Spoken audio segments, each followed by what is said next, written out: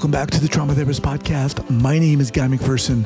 My mission is to help trauma therapists be their incredible selves, to be human, to be real, not just a clinician. I'm a big believer in who we are is more important than what we know. And this requires cultivating authenticity, genuineness, and vulnerability, and that requires intention. You can learn more about my courses and workshops by going to thetraumatherapistproject.com. That's thetraumatherapistproject.com. Let's get started. Okay, here we go. So 5, 4, 3, 2, and 1. All right, folks, welcome back to the podcast. Very excited to have as my guest today, Pernille Bülow. Pernille, welcome. Thank you. So as a blue-collar daughter, Pernille defeated the odds by being a first-generation college and PhD graduate. She moved across the world to pursue neuroscience at the best research universities in the world and left little undone in her pursuit of knowledge. Because of her determination, she can now call herself an award-winning scientist. Through this scientific journey, she could also finally start her own trauma healing process. As she mastered the skills of a researcher, she realized that communication and self-insight were cornerstones of not only her professional success, but also her personal well-being. Pernille realized that her drive for research was rooted in people's mental health. She now focuses her energy on helping people thrive. Awesome. Welcome to the podcast. Thank you so much. It's a pleasure being here. Appreciate that. So before we get going here, Pernille, please share with our listeners where you're from originally and where you are now. Okay. So I'm originally from Denmark. That's where I was born, and I lived there for 21 years. And then I moved to the US to finish my college work. And then after 10 years of moving around different places in the US for educational purposes, I ended up in Boston, and that's where I live now. Okay, awesome. So how the heck did all this start for you?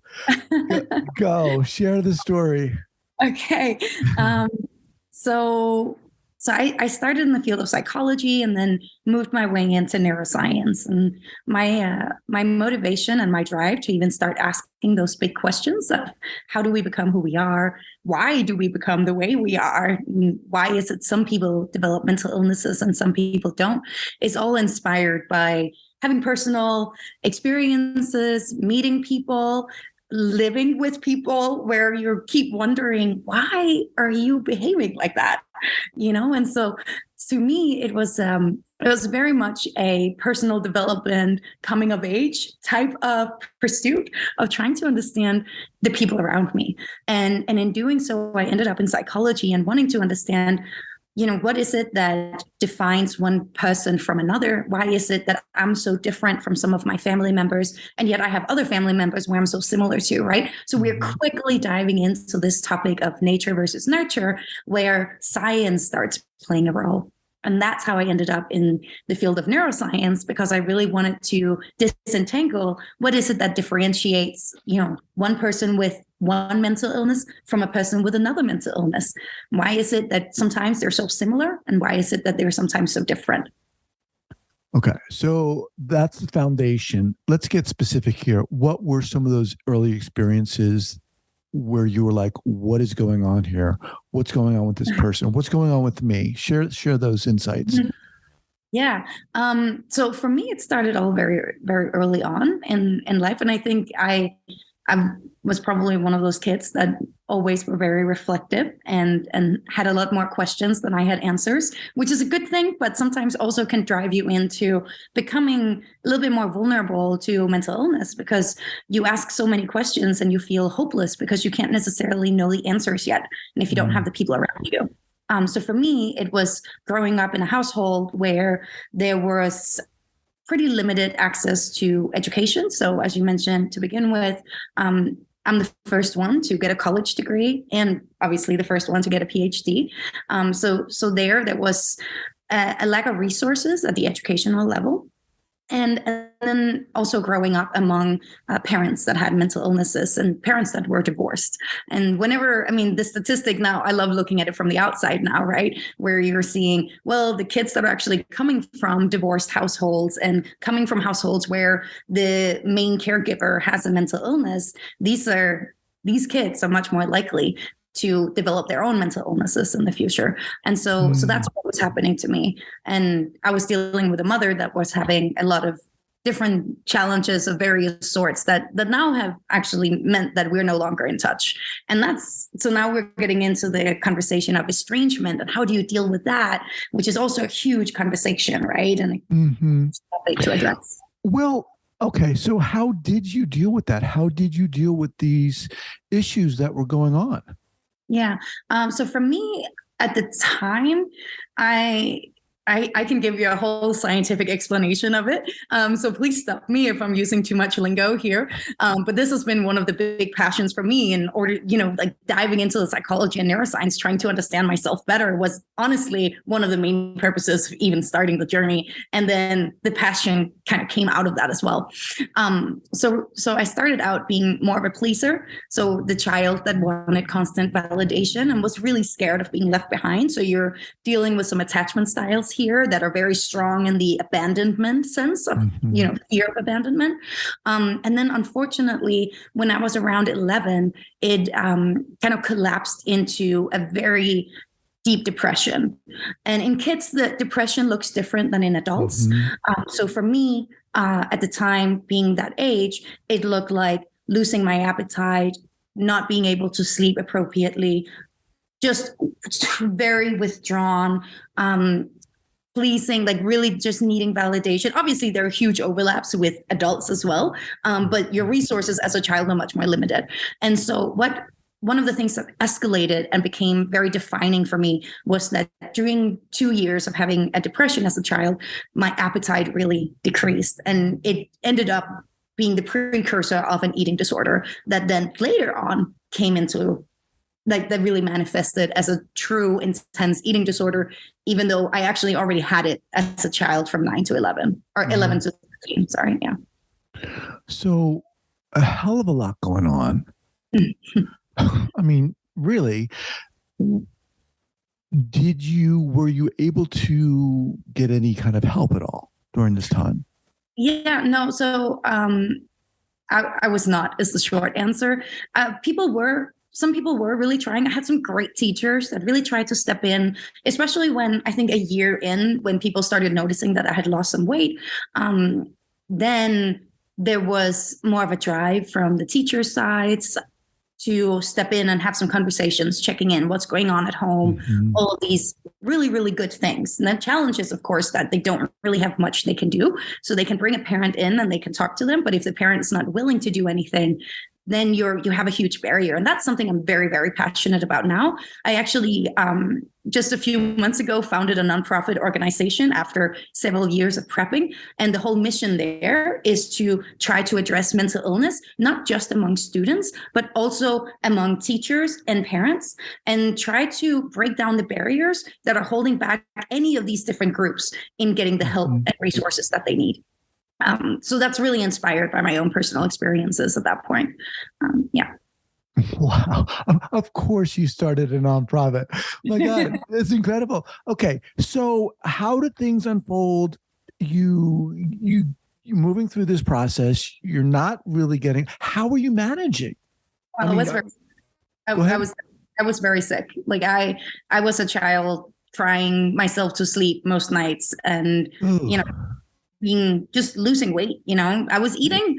I was not focusing on not eating because I wanted to be skinny. I just really did not want to eat. And I only ate when I was happy, which was limited amount of times. I think what really carried me through the day during that period of time was that I had access to horses. So animals became a huge part of my life. And I was in the barn every day. Now, I do not come from a family that knows anything about horses or is interested in horses. In fact, now they did start supporting me later on, but they definitely encouraged me to try to figure out if I could do something else that was cheaper and easier. But the horses became a big part of my life. And I will definitely say that they played a big role in keeping me sane and keeping me motivated to keep going forward. So what age are we talking at? So this is the period of 11 to 13. And then I had a defining moment when I was 13 that actually kickstarted me and got me out of the depression and eating disorder pretty quickly. And that's when there was a change in my family structure where my mother divorced my stepdad at the time. And that for me looked like a moment of opportunity. Like now things are going to get better. We can start having a great life again. But unfortunately, as I was getting out of my own mental illness, my mother was diving into hers much more intensely. So she got a very intense depression. And these are things that, of course, you can see from the outside. And even though I'm 13, so now we're talking about a mini grown up at that time, you're still a child. You still very much need to be taken care of. But that was not the role that I held in that family. I was holding a role of someone who was very independent and taking care of yourself. And then now I was also dealing with a parent that had a much more intense mental illness than what she had previously. So let's jump ahead to when you got to a point where you were like, okay, I want to start studying this. How do things unfold from there? Yeah. So that happened. Oh man. So I'm the type of person that always have a plan. And I think that goal oriented, always having something to work towards is also something that really carried me through those very, very difficult years.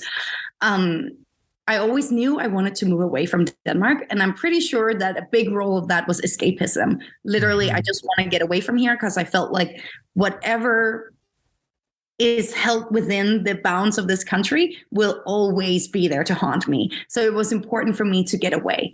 And so I always knew that. And then what I wanted to do varied widely. I had a long period of time where I wanted to do professional course stuff. And then I started moving more into academia.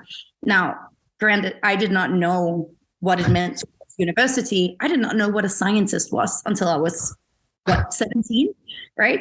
And so I knew what a medical doctor was, but the idea of doing science was like, I just didn't understand the concept. So these were some of the things that I learned slowly. And so it wasn't until I was 18 where I thought, I want to study psychology. Well, ideally, I wanted to study neuroscience, but you couldn't do that in Denmark. We didn't at the time have a program for that. My choices were between medicine and psychology. And then, I looked into the medicine schedule and realized I had to learn about all the bones in the urinary system. And I realized I think psychology is just more fruitful for me. Now, was that interest in science and neuroscience and psychology, was that driven subconsciously, do you feel, by what? By yeah. Your At the time when I was making those decisions, I did not do it out of an deliberate choice to try to understand myself better. Right. And so when I started in the psychology program, again and again, we would hear from the professors there, I bet 50% of you guys are here just because you want to figure out yourself, right? And I did not identify as being part of that group. Right. And it wasn't until much later where I started realizing I keep returning to the topics that relate to myself. And there was a long period of time where I tried to force myself away from that because I thought, no, there's more to it. I don't want to be hung up on the things that I went through and just focus on that. But then I embraced it and realized, you know what, the fact that I have gone through those things makes me much more capable of studying them, of addressing them as, whichever capacity. And in terms of understanding, well, what are the types of companies that we need out there and the types of interventions that we can implement? So I tried to really understand, I got to a point where I really understood, where are my strengths in having had those experiences. And I think that's really important, right? I want to remind everyone that I'm speaking with Pernille Bülow, and I apologize for mispronouncing your name. That's okay. But it's a beautiful name. But all right, let's just pause here for a second to thank our sponsors. All right, we are back. Okay, so you, in terms of pursuing an education, where do you go? What do you do? Yeah, so I started out at University of Copenhagen in their psychology program, which was one of the most like top 3 competitive programs to get into. So in Denmark, the way it works is that everything is based on grades. You're not taking any types of SAT tests or anything like that. So whatever grades you have from secondary school, 3 years, basically high school, that's all that matters. They don't care about who you are as a person, how well you can write, anything. All they care about are the grades. Thankfully, and this is because I kept falling back into my eating disorder habits, I had very, very strong perfectionism tendencies. So my perfectionism drove a straight A record. Wow. Right? Yeah. And which is awesome, but was coming from a very unhealthy state. And while I am someone who likes to perform and achieve, I'm also someone who actually likes to relax a little bit sometimes. But I didn't back then because I was so driven. I was so scared. Having an eating disorder it involves so much more than just not eating. There are so many thoughts. There's so many rituals that you have. You typically are comorbid with depression, anxiety, which I did have at all of these times too. So I started at University of Copenhagen, got in there, and quickly realized that program was so clinical that even at the time, I was not interested in being a therapist or in any way interacting with people that would be clients. The reason for that being was that I stereotyped people that went to therapy. I had only been to a therapist myself like 3 times at that point, right? I started seeing a therapist, but then my mother pulled me away from therapy because she thought it made me more sick. So that's a whole other story. But so I stereotyped the people that went to therapy. I kind of equated them to people like my mother, where I thought, well, I don't want to talk to people like my mother all day. I want to be a scientist. I want to understand why people become who they are. And so then I ended up transferring over to University of California, Berkeley. And I stayed there for 2 years. I finished my bachelor degree, did research while there, and then moved into my PhD in neuroscience. Okay. Where did you do that? Just out of curiosity. Emory University. At Emory? Mm-hmm. Emory University. Awesome. So as you were going through this, what was your motivation for studying neuroscience? Understanding why people do what they do. It was definitely, we were really talking a subconscious drive of like understanding myself and everybody around me, which was not something that really I understood until much later on. But during that period of time, I was so curious in understanding why do people become who they are? And ultimately, how can we predict how people become who they are? And that sense of wanting to predict things is now it's very much fueling me. I want to try to predict and I want to try to treat. And I want to do that in the most pragmatic way possible so that we can reach as many people as possible, as fast as possible. So what do you do now? How are you working with people? How are you manifesting those ideas? Yeah. So my work is really varied. I have held several hats in the past, and I currently hold several hats. Some of the roles that I currently hold are in tech, where I'm working as a research consultant, and I'm working with researchers that are doing really incredible research in mental illness. Those are the ones I specialize in, but I work very broadly and work with anybody, in particular researchers that want to implement different types of what we call biosensors to try to identify biomarkers of what qualifies a person with a particular illness and how can we also treat them. So these could be things like trying to extract your voice and figuring out what are the different features that are going on here. And I work as a research consultant privately to also advise different companies that are developing actual intervention platforms to try to create places where we can treat many people for mental illnesses. As you're speaking, I'm thinking this sounds applicable for a lot of apps that are being created. Yeah. Yes. One of the companies I'm working with is developing an app where it's literally trying to reach the patients and where it's a monitoring system. So you can capture people before they try to commit suicide or before they have. Yeah, it's really powerful. And I am so thrilled to be a part of that work. So that's me on the technology side. That's where I'm having my research step on. And then when I'm outside of that and I'm trying to interact with people, it comes out in a couple of different ways. One of them is that I have served for several years as a mentor for people with mental illnesses, in particular people with eating disorders. That has over the years developed into more of a life coach type of thing. I do all of this pro bono. All of my life coaching, mentoring, this is free. And that comes from wanting to make a difference, like wanting to try to help people using the skills and the insights that I have and help as many as possible. And so how did that start for you? You started mentoring people pro bono. How did that start? That started as I recovered. And so I did not fully recover from my eating disorder until 26, 7, something like that, 27 probably. And then I had a few years of being very, very stable weight and healthy mindset, actually starting to live my life.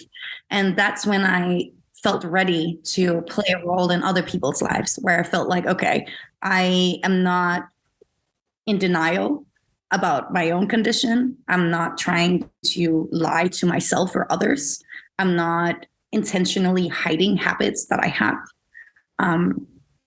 So that's when I felt like I was physically and mentally ready to be there for others. What were some of the things that helped you on your healing journey for that? Yeah. Oh my God. I could write a book about that. So my full healing journey did not actually start until I started my PhD. The reason for that was because I had never before had really true access to healthcare. So I know we all understand Denmark as being one of the best countries in the world because it has all of these healthcare resources. Now, when it comes to therapy, there is zero. There is no support, at least back when I lived there. Wow, so interesting. Yeah, so you pay for everything yourself. And if you're not from a family that has the money, well, you're kind of stuck. I was lucky to have a side job where I had a private insurance. I could take some therapies lessons, like 8. But obviously, this is when I'm 19. I'm getting 8 lessons, and I have a backlog of 10 years of trauma, right? Like 8 sessions are not going to be enough. We all know that as therapists and coaches and whatever profession you have out there, you probably know 8 sessions is never going to be enough. You need right. So when I started my PhD, I was lucky to have a really solid insurance, and I started seeing a therapist, and I started seeing a nutritionist. And as I really started diving into my problems, I also started seeing a psychiatrist, and I started seeing a cognitive sleep therapist. The reason for that was because I have struggled with insomnia, which was anxiety induced. And so I'm having like 5 doctors and therapists that I'm seeing at one point, on a regular basis. So that was absolutely a foundation that was necessary. Now, on top of having all of these fantastic, all of them women, just like all these incredible women that were supporting me, I also started riding horses again, which I had put on the shelf for a while. And I started building a community. I built a community among the horse people, and I built a community among my fellow students. Where was this now? At Emory University, so during my PhD. Okay. And building that community, having the horses coming back into the picture was a very big addition to my recovery journey. Wow. And then when I started having a stable weight, like what was really left? And I think I'm very in touch with the eating disorder field, both in terms of talking to clinicians on a regular basis, as well as patients. And one of the things I hear again and again, and that I personally experienced, is the body dysmorphia. The body dysmorphia hangs on to you. It is, you might be healthy and you're eating right, but you still just think your body does not look okay. And that is so difficult to live with. That did not recover for me until I was around 27 or so. And what really helped me get through that was doing art therapy and doing more mindfulness and meditation and starting to exercise in a more healthy and mindful way. And so I would absolutely recommend everybody to do that. Journaling obviously is great too. Getting the emotions out of the body instead of holding on to them was important for me. Can you talk just a little bit about the body dysmorphia? When did that start for you? When did you realize that was going on for you? Yeah, so this is back. So now we're going back in time again. Yeah. So this was when I was around 16. This is when I fell back into my first real, very serious bout of anorexia. And I got very, very skinny. It was very unhealthy, and it all was spurred. I mean, it's always spurred by a bunch of different factors, right? So I had a lot of backlog of trauma. Then I had a surgery that just basically meant that I couldn't eat properly for a bit of time. And that kind of fueled this motivation for, oh, maybe I never have to eat, And then I started having much more, again, I had a rise in problems in the home life, in the family life. And so the body dysmorphia kicked in and was really a maintenance factor.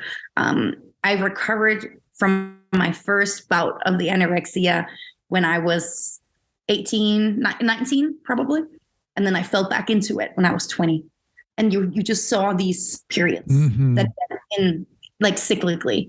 And that is so common among people with anorexia. I mean, over 50% of the people that recover will relapse. It's just the statistics are staggering. Only 20% will recover without a relapse. These are based on the statistics we have. A lot of this goes on unreported, so we don't actually know the true statistics, right? Yeah. So you're providing a lot of pro bono work for people who have experiencing issues with eating and anorexia, and is your day job as a neuroscientist, is that where you're supporting yourself? Yeah. That's that. And then I do a lot of writing. So I am a writer at Psychology Today. I write for different types of magazines. So I also get some side money from that, and I have some side gigs. I'm very active. Whenever I say it out loud, I always realize, holy moly, like I'm doing a lot of things. And on top of that, I have a ton of hobbies. So I do think for me, I was not a happy person for most of my life, which hopefully has come across by now, but I am a very happy person now. And that was something that fundamentally changed. Like as I recovered from my eating disorder, my mindset totally changed. It was like, I was ready to grab life by the horns and have fun, because I didn't have a proper childhood where I actually had fun. I didn't have a proper teenage time where I actually had fun. My 20s sucked, like my early 20s at least sucked. So now I'm there, late 20s. I'm like, holy moly, like I have missed out on so many things. I barely have any good memories to report. And I know that sounds a bit dramatic, and I'm sure there are people that will disagree with me, but from a subjective perspective of what I would record as the happiest moments in my life, they would all be the recent years where I have collected those moments of happiness. And if there's anybody sitting out there having an eating disorder, or in any sense, dealing with something like this, I would really just like to let you know that you will get better, and it will be so much better on the other side. And you will have so much fun. You'll be laughing so much. You won't even care about your body at that point. It's crazy. It's as if it's a different world to live in, which is very powerful. You've mentioned a lot of instances where it sounds like you were debilitated by a lot of the things you were going through. And what were some of those things that got you over the edge, that brought the sunlight of hope into those moments? Yeah. Was it someone? Was it a horse? What was it? Yeah, that I don't know if I can narrow it down like that. I think going back to a point I mentioned earlier about always being super goal oriented, I always had something I was working towards. And actually, it was one of the last things I had to deal with in terms of I had to stop doing that because I was constantly working towards something. And that's not always healthy. Sometimes you need to just take a chill and not work so much, right? But I actually think that obsession with constantly having a goal was what gave me something to live for. I was very suicidal as a child from 11 to 13. If you go back into my diary, you will see how I'm contemplating suicide many, many times, making plans about how to do it. Did you ever try? No. Yeah, thankfully. When you work with people who are who are experiencing having eating disorders, what's your perspective? Obviously, people are different. Every case is different. But how do you approach that with someone? Yeah, that's a great question. And if there are therapists out there, I know there are therapists out there and they might disagree with me, and that's totally cool. I understand my role whenever I talk to people with eating disorders or any other types of particular types of mental illnesses is to try to figure out what is it they want to live for. What are they maybe already living for? And trying to help them nourish that and try to give them back that energy for life. Wanting to get, what about some hobbies? What are some hobbies you dropped and that you would like to take up? Or what are some hobbies that, you have never done, but you're super curious about? What are some friends that you haven't reconnected with for a long time? So it's basically giving them the support system. I had one person, she's now a friend of mine, where she was a, well-educated woman, very accomplished in many ways, but stuck at home with her parents in a job that didn't pay enough to make her live independently. Mm-hmm. And so the first thing there was, well, here is a huge barrier, which is that you're not happy where you're living. This is a structural factor that we can fix. You're not happy with your job. You're not happy with where you live. So I sat down and helped her with her resume, her cover letters, identifying jobs, practicing interviews. Lo and behold, she gets a job. She can move away from her parents. She can start living a more independent life. And sure, there's still going to be a lot of issues. She still needs to see a therapist that can keep in touch with her. I kept in touch with her, kept talking about these things. But what has happened in this period of time is that, one, we have broken down some of the structural barriers that have kept her in her eating disorder. And two, we've given her a level of confidence and independence that is very, very difficult to achieve for people with mental illnesses because they feel incapacitated many times. So we have broken down some of the habits that she has built up where she's telling herself, oh, I can't do that. Oh, no, it's better. Why should I even try to do this other thing? Right? We've given her the confidence and the hope of living life differently. And so that's really where I'm at. I'm trying to focus on how can we make you like life again? And what is it that when you wake up in the morning, like, what is it that makes you smile? Let's make sure you have a lot of that. And I really do, regardless of, like, you should always, there's a lot of great therapies out there, keep doing them. But I really think that these fundamental things in terms of like how you live your life day to day are foundational for your mental health. As we kind of get down towards the end here and closing out, as you've talked and shared about your life, Pernille, there's an obvious seeming contradiction, dichotomy, right? In your life. I mean, you've had this traumatic, very difficult, challenging childhood with not a lot of happy memories. And yet in a way you can contrast that with a lot of amazing success. And how do you square that in a sense? Has one driven the other? No, I think that's a great question and a little bit of this, a difficult question to answer and something that you should be very serious about, actually, because you don't want to think that suddenly it's a good thing to have mental illnesses because it's going to make you a super person, right? I think I learned a lot from everything. I learned a lot from all of the mental illnesses that I had to navigate during my time and the different types of people I had to navigate. Who knows? I probably would not have ended up in this place where I'm at now if it wasn't because of all of that. but chances are very high that I would have ended up in a different type of very happy situation. And so while I am very happy with where I'm at currently, I also think I would have been equally, if not more happy, if I had grown up in a happy childhood, right? And now we're starting to talk about things like resilience and susceptibility. And I'm probably one of the children that came out slightly more resilient than the average, which meant that I kept going and didn't give up. And and that has carried me through. But I don't think we should ever look at mental illness as something that will inherently make a person better. But it's something that has shaped me and made me very, very, very passionate about advocating for others and advocating for systemic change and structural change. Awesome.